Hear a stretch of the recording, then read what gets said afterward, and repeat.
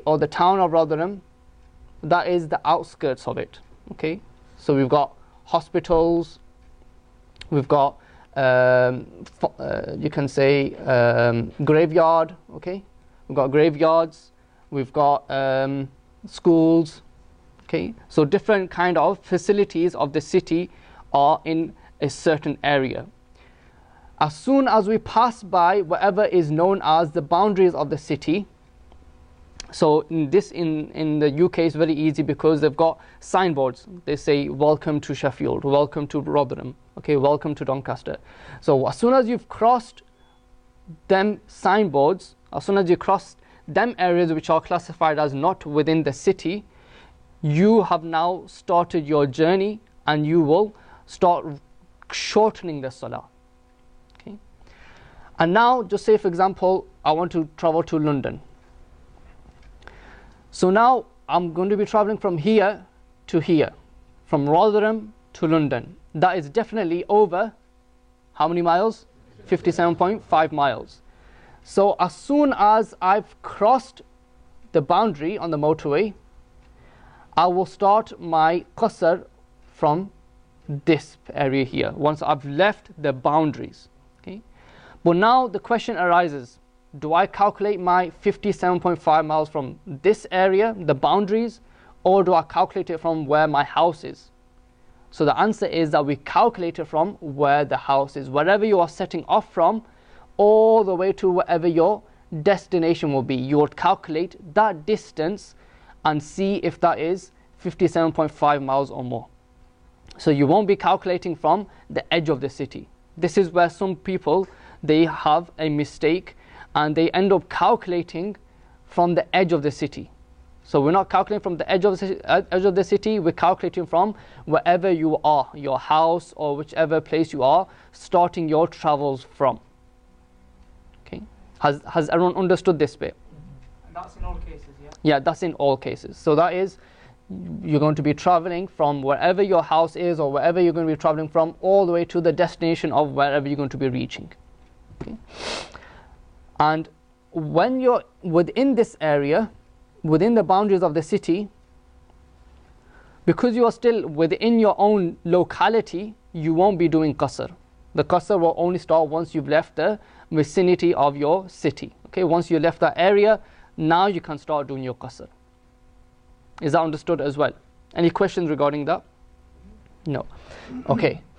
पहले सादे दौर में 41 माइल था कसर, फिर 52 हो गया, तो अभी 57 7 पॉइंट भी लग गया.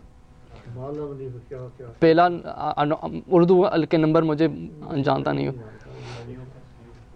Because so it's 41, and then it guys is 45. 42. पहले 48 था, 42 हो गया. He's saying the figure keeps changing. Now it's 57.5. Obviously, the difference was opinion. Yeah. So basically, it's explained back to him that's a difference in opinion. I'll explain to you that why there will be differences of opinion in this area, because जो असल में शरई मुसाफरत है वो 3 दिन और 3 रातों की है.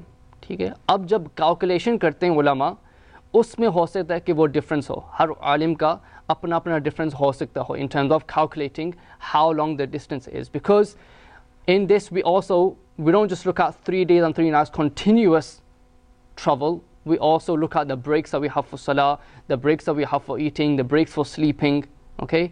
And also, is it a fast pace of walking, or is it on the back of a camel? All these things are looked at. So it's actually the pace of the camel, and also the pace of how the camel is, the animal is going. It should be a normal pace, and also including the breaks for sleeping, eating and drinking. So whenever the ulama will calculate this, there will be a bit of a difference. But Ala Hazrat Imam Ahmad Raza Khan in his Fatwa Razaviyah, he has calculated it up to 57.5 miles. Okay, so we should try to follow this opinion, and this is the majority as well. So is that a return journey or just a one way? One way. Okay. Can you explain again what's the rule for 3 days, 3 nights, please? Yeah, so in 3 days and 3 nights, the asal where the hukm comes is Sallu ala al-Habib, sallallahu ta'ala ala Muhammad. We don't need the TV. No, we have to move it out the iftar room because it's full in it. Oh, okay, no problem. Take. So 3 days and 3 nights, this is with including the breaks for sleeping, eating, okay, all these kind of breaks, and as well as this, the gel will be regarding the normal pace of a camel. Okay, so however a normal pace of a camel travels, that is what you'll be regarding the way as. Is that understood? No. So what mean 3 days, 3 nights? We have to plan to stay over there? No. No, that's just The musafir that you'll be traveling, so for example, if I was to travel on foot from Rotherham to London, I will know that yes, this is more than 3 days and 3 nights. Okay, so I will have that knowledge in my mind that yes, I'm traveling for more than the distance of 3 days and 3 nights By foot. no, on so camel, basically- on camelback. On camel. Is it two different? Is it Maybe two if two different scenarios here? scenarios, One two 57.5 and different the other one 3 days and 3 Yeah, nights. one way. Mailan The two scenarios. You're giving us two scenarios, aren't you? What's that? Where the Qasr, where the So Namaaz जिले travelling उन्हें prayer त्रै comes रात into. तय दिहाड़ी सफर that what करता you're ना saying? तो फिर नमाज So उन्हें if I gather it, it's that how it used to be back in the तो फिर day, जिले so 3 उन्हें days, 3 त्रै nights, रात obviously तय we दिहाड़ी will equate जिन्हें that उन्हें to Yep. कितना ना Exactly. Yep, that's, you've understood it. आज ने लिहाज से फिर हम मील विच कितना जाना तो फिर 57.5 मील which equates वो समझ गए नहीं समझ आ गई? कुछ आया ठीक है इंशाल्लाह. Thanks a lot. Any more confusions? that's the theory. That way Yeah. Now the theory of 3 days and 3 nights is equal to 57. 57.5 miles. Okay.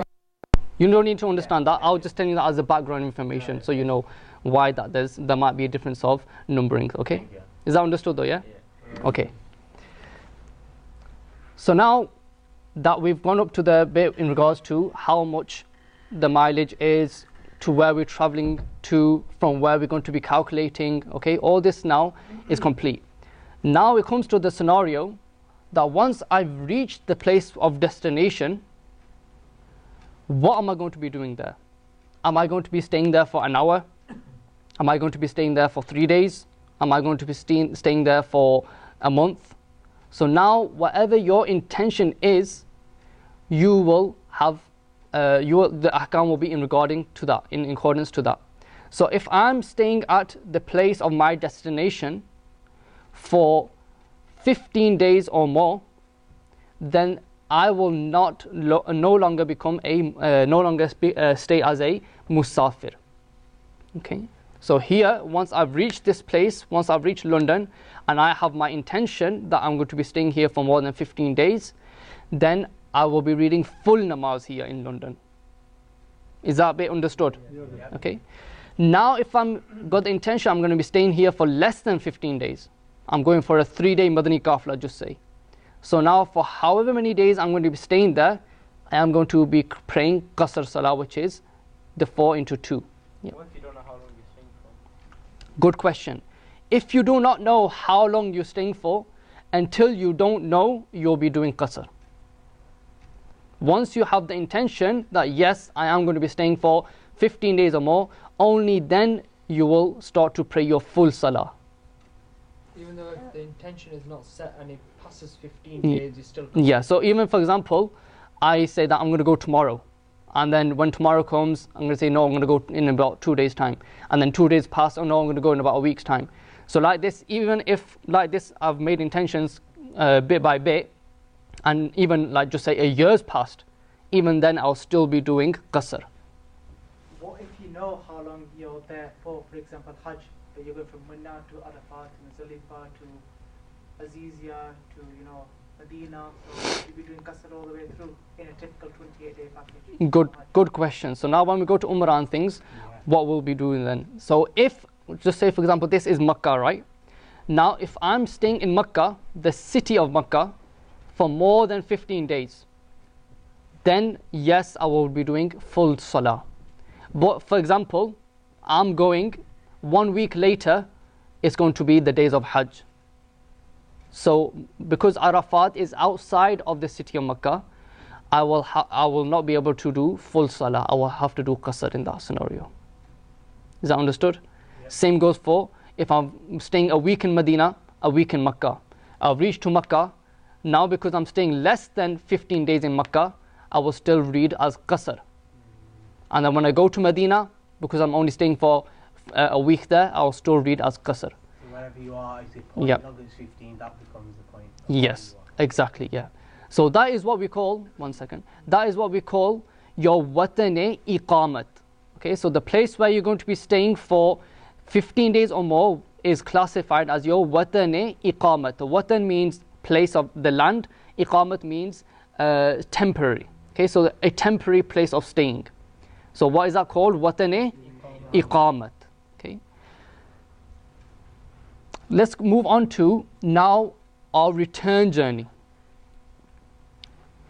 When I want to return back to Rotherham, just say this is London, or you can say this is Makkah Sharif, Medina Sharif, whatever.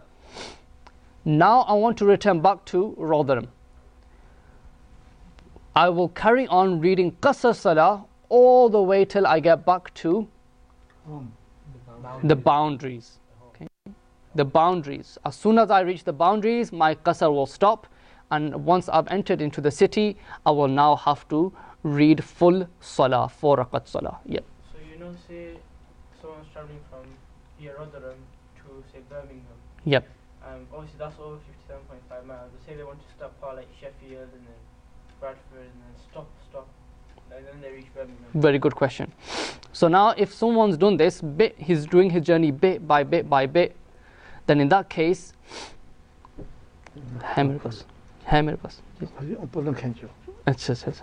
then in that case, you will actually not be classified as a muqim. You will carry on, in that case, you won't be classified as a traveller. You'll be carrying on reading your 4 rakat salah. Okay, so now, as an example, Rotherham, I stopped at Sheffield on the way, okay? And then I stopped at, just say, Derby, okay? And then I went to London, okay? So because I stopped on the way,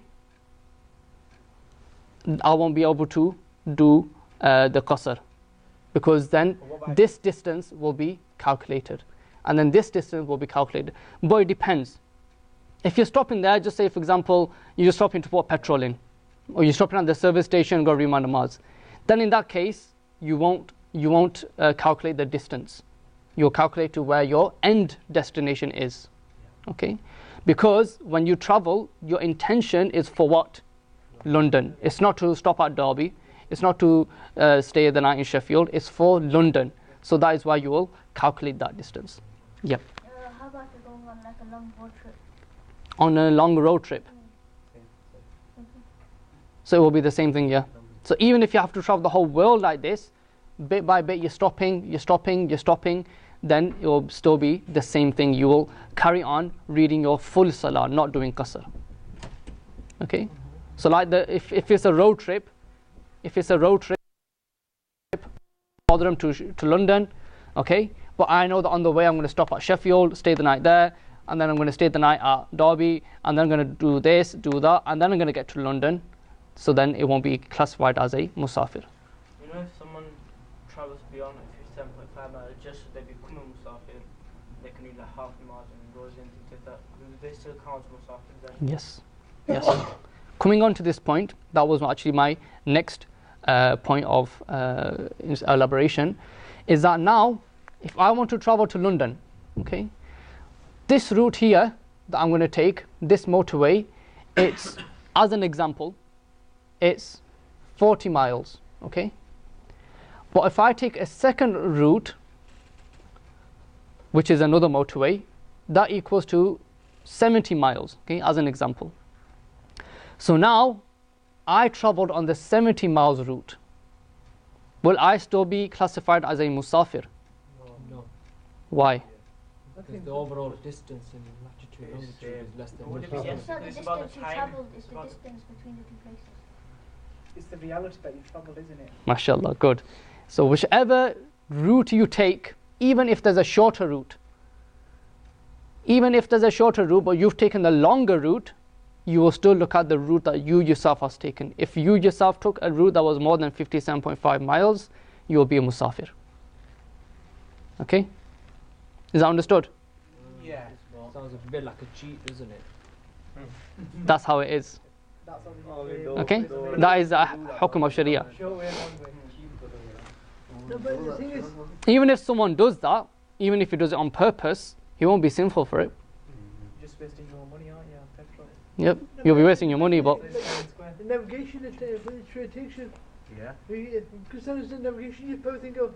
so yeah, exactly. So whichever way your navigation will take you, if you follow that route, that will be your distance of travel. Now just say, for example, on the way, I was taking this distance, okay, 40. But now on the way, I lost my way. Okay, I lost my way and I increased, just say, another 50 miles.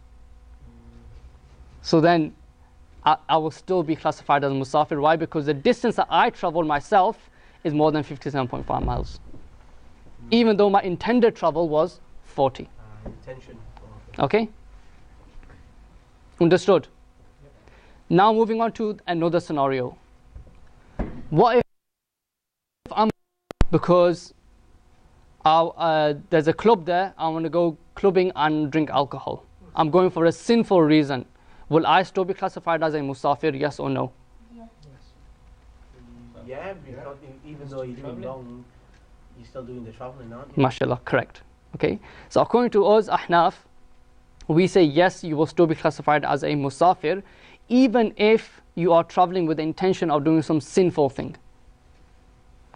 And just one point that I can remember from this, one of my teachers, he told me this very beautiful point, and something that is an eye-opener as well, that how the shaitan deceives.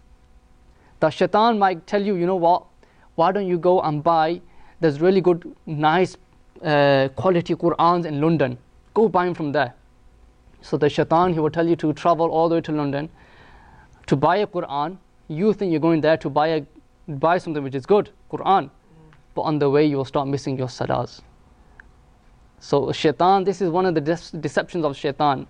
He will tell you to do such a action, even though if it rewards him, but along the way he will make you deceive and fall into sin. So always be mindful of the deception of shaitan. So has everyone understood so far these points that I've mentioned up to now? Any questions regarding it? Yep. So on the way you find a mosque, you read with the Jamaat, still read two rakat, carry on the 4.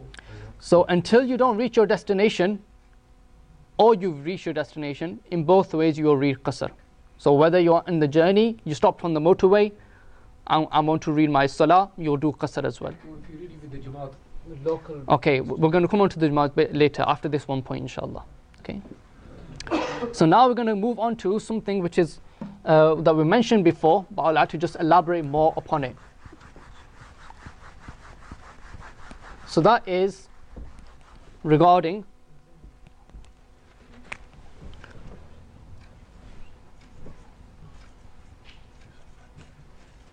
Watan-e Asli and Watan-e Iqamat. Oops. Okay. Watan-e Asli and Watan-e Iqamat. Watan-e Asli. Has anyone heard of this term before? What